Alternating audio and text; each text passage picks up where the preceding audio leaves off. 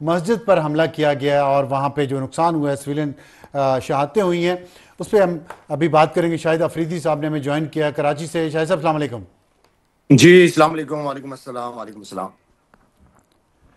कैसे हैं आप? आपने तो बहुत ज़्यादा वहाँ इंडिया में आग लगा दी है। आपके पहले वहाँ फ़ैन बहुत ज़्यादा थे, फिर आपके दुश्मन भी बहुत ज़्यादा हैं, लेकिन आपने जिस तरह खुल के बात की है इस पाक भारत जो तनाज़ा चल रहा है, और ये जो सिविलियन आबादी को निशाना बनाया है, मुरीदके में भी, बहावलपुर में भी, कोटली में भी, वहाँ भी 2 बच्चे जो स्कूल जा रहे थे और कॉलेज जा रहे थे वो शहीद हुए हैं। इसी तरह एक बच्चा जो छोटा बच्चा है वो यहाँ पे इस्लामाबाद में आज जिसका जनाजा पड़ा गया, वो भी एक सर्विंग आर्मी ऑफिसर का बेटा था। तो क्या कहेंगे आप, इंडिया की इस दहशतगर्दी है, क्या है ये?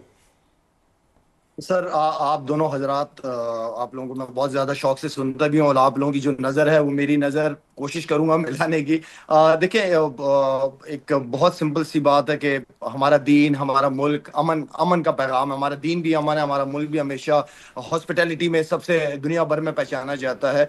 और हमेशा मैंने बहुत दफ़ा इंडिया जब तरक्की करता है, आगे की तरफ जाता है, तो मुझे खुशी, पर्सनली मुझे खुशी होती है कि यार कौम तरक्की कर रही है, मेहनत कर रही है, पढ़ रही है, आईटी की दुनिया में आगे, क्रिकेट में आगे, मूवीज में आगे, हर चीज में। तो पर्सनली मुझे खुशी, और हमने जगह जगह बैठ के इंडिया की जो पॉजिटिव चीजें हैं उसको हमेशा हम अप्रिशिएट करते हैं। इवन के मैं जब इंडिया जाता हूँ, जितना प्यार, जितनी इज्जत मुझे वहां पे मिली है इंडिया में, या अगर मैं दुनिया में कहीं पे भी ट्रेवल करता हूँ, जो बड़ी बड़ी कंपनीज के सीईओज मुझे मिलते हैं, या बाकी डॉक्टर्स कम्युनिटी मुझे मिलती है, हम आपस में बैठ के बात करते हैं, बड़े प्यार मोहब्बत इज्जत के साथ बात करते हैं।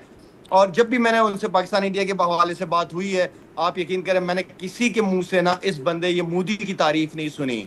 हर एक बंदे ने, ऑलमोस्ट हर एक बंदे ने मुझे कहा कि यार ये अच्छा। क्या बंदा हमारे ऊपर मुसल्लत हो चुका है। तो ये मैंने उनके मुंह से सुना है, इंडियंस के मुंह से सुना है। देखिए, मोदी साहब जो है वो हमेशा एंटी पाकिस्तान या एंटी मुस्लिम कार्ड खेलता है, ये उसकी स्ट्रेंथ रह चुकी है। पास्ट में हिस्ट्री हमारे सामने है उसकी। आपने इंडिया की लोगों की क्या रेपो बनाई है? आप एज अ वजीर आजम, आप क्या इंडिया की दुनिया में क्या पहचान बनाई है? आप कनाडा से पूछ लो, आप अमेरिका से पूछ लो, आप इंग्लैंड से पूछ लो, आप कतर वालों से पूछो, ठीक है ना, हम तो भुगत ही रहे थे। लेकिन इनकी ने पूरी दुनिया में जो रेपो बना दी इंडियन की, वो बहुत बदनाम कर दी है इस बंदे ने। ये हमेशा एंटी खेलता है और इसी तरह की इसकी पॉलिसीज रहती हैं एंटी मुस्लिम। तो मेरे ख्याल में ये मस्जिद का जो इंसिडेंट हुआ है, आई थिंक ये इंडिया में तो वैसे भी हो रहा है, मस्जिदों पे बुलडोजर मारे जा रहे हैं, यहाँ पे भी मस्जिदें गिरा दी हैं। बात ये है कि आप चाहते क्या, आप क्या समझते हैं कि ठीक है आप दुनिया में आगे बढ़ रहे हैं, तो आप अच्छा, क्या इसमें बदमाशी करोगे? आप इस रीजन में क्या बदमाशी करेंगे? ये आप बताइएगा, बदमाश बनना चाहते हैं क्या? ये जी। बात बहुत ज़रूरी है बार बार करने की कि इंडिया वाकई बदमाश बनना चाह रहा है। लेकिन मोदी की जो जहनीत की बात की आपने, और एंटी मुस्लिम है, हिंदुत्व के नज़रिए पे वो अमल करता है, बीजेपी भी, और अंदर से भी। अब मोदी पे हमें इतलात मिली कि मोदी पे अंदर से, इंडिया के अंदर से जो मज़ीद इंतहा पसंद हैं, मोदी से भी ज़्यादा इंतहा पसंद हिंदुत्व नज़रिए के जो फॉलोअर्स हैं, वो मोदी पे दबाव डाल रहे थे कि वो कुछ नहीं कर रहा। तो ये बताइएगा कि आपने कहा कॉर्पोरेट सेक्टर के लोगों से मैं मिलता हूँ, कंपनीज के हेड से मिलता हूँ, जितने भी इंडियन से मिलता हूँ, वो कहते हैं मोदी हम पे मुसल्लत हो गया। लेकिन हम देख रहे हैं कि वो बार बार इंडिया के अवाम उनको मुंतखब करती है, वो वज़ीर आज़म है वहाँ के मुंतखब।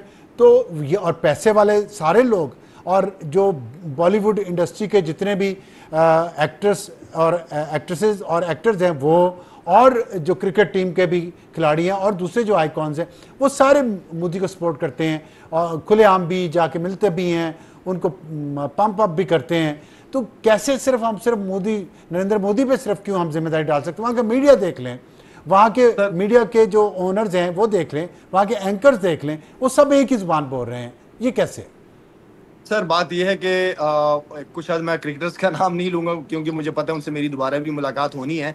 इंग्लैंड वगैरह मेरी मुलाकात हुई है, तो मैं उनसे कहता हूं, मैंने कहा तुम लोग एम्बेसडर हो अपने इंडिया के, तुम्हें अच्छा पॉजिटिव मैसेज देना चाहिए ट्वीट के जरिए, लेकिन आप लोग इस तरह के बयान क्यों देते हैं? आप यकीन करें उसने मुझे क्या जवाब दिया? उसने कहा कि लाला हम मजबूर हैं, हमें करना पड़ जाता है, जब हमें कहते हैं तो हमें करना पड़ जाता है। ये उनके जवाब है। तो देखिए, अगर मीडिया की आप बात कर रहे हैं तो लाला उनकी क्योंकि तो पैसा मीडिया, बोलता है।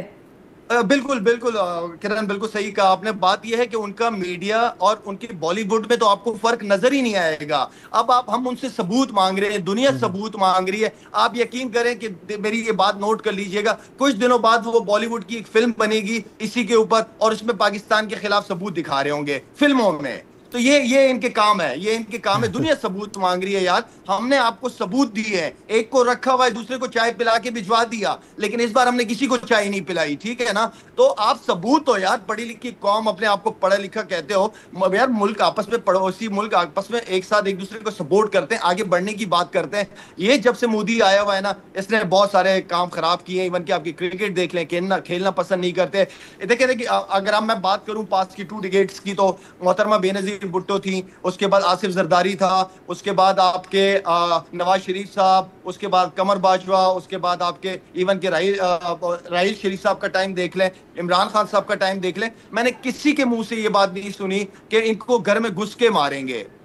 इनके सारे ऑफिशियल्स, उनको गवर्नमेंट लेवल पे ऑफिशियल्स हैं और कहते हैं कि इनके घर में घुस के हमने इनको मारा है। ये कोई स्टेटमेंट है? ये किस किस्म के सियासतदान है? तो सबसे बड़े दहशतगर्द तो ये खुद हैं ये लोग। इनके 40-50 ग्रुप तो इनके खुद इंडिया में काम कर रहे हैं, जो काम हो रहा है।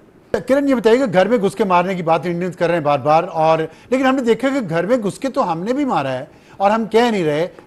5 तैयारे आपने गिरा दिए, बल्कि 6 गिरा दिए। उनके अंदर उनका ब्रिगेड हेडक्वार्टर तबाह कर दिया, बहुत सारी पोस्ट तबाह कर दी। घर में घुस के मारना तो इसको कहते हैं, ना कि सिविलियन लोगों को निशाना बनाना जो अनार्म्ड थे।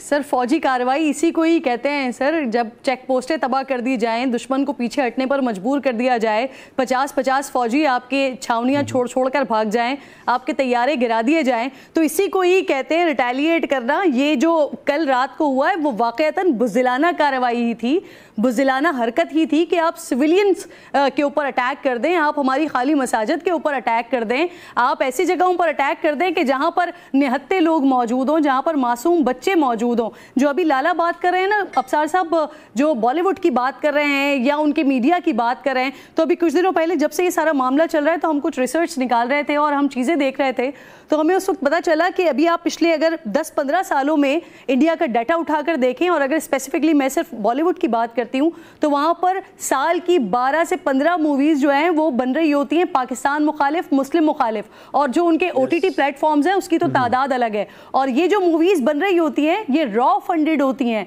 इनके ऊपर टैक्सेस नहीं होते हैं, इनके जितने भी इनकी पेमेंट्स होती हैं ये तमाम की तमाम रॉ फंडेड होती हैं, उनके सारा का सारा प्रोपेगेंडा किया जा रहा होता है। अभी मैं भी आपको 1-2 दिन पहले की बात बताती हूँ, गालिबन आप दोनों की भी नज़र से गुजरी होगी वो फुटेज, एक खातून एंकर का क्लिप जिसमें वो जो हमारे कुलभूषण, माफ़ कीजिएगा, जो अभिनंदन पाकिस्तान तशरीफ़ लाए थे और वो जिस तरह से आए थे और फिर उनके साथ जो कुछ हुआ था, तो उसके ऊपर बाकायदा एक छोटी सी डॉक्यूमेंट्री बनी हुई है, और उस डॉक्यूमेंट्री में कुछ इस तरह का दिखाया गया है कि शायद अभिनंदन यहाँ पर आके पाकिस्तान को फतह करके चले गए हैं। तो ये इतना ज़बरदस्त और इतना शदीद प्रोपेगेंडा किया जाता है, वहाँ पर जो प्रोपेगेंडा मशीन्स बैठी हुई हैं वो बेसिकली बाकियों के साथ, दुश्मनों के साथ तो उनका जो ताल्लुक हो वो तो अपनी आवाम के साथ ही उनका जो मिजाज है, या जो कह लीजिए कि उनकी नीयत अपनी आवाम के साथ ही दुरुस्त नहीं है कि वो उनको हकीकत बता सकें, उनको सच बता सकें। इसी तरह से उसी प्रोपेगेंडे का शिकार होते होते होते होते मामलात आज यहाँ तक पहुँच गए हैं कि पाकिस्तान, जो अभी आप पहले भी बात कर रहे थे कि क्या ये मामला ख़त्म हो गया या आगे होगा, तो पाकिस्तान अपना बदला लेगा सर। और आज रात इंशाल्लाह हम चीखें सुनेंगे भारत की मजीद।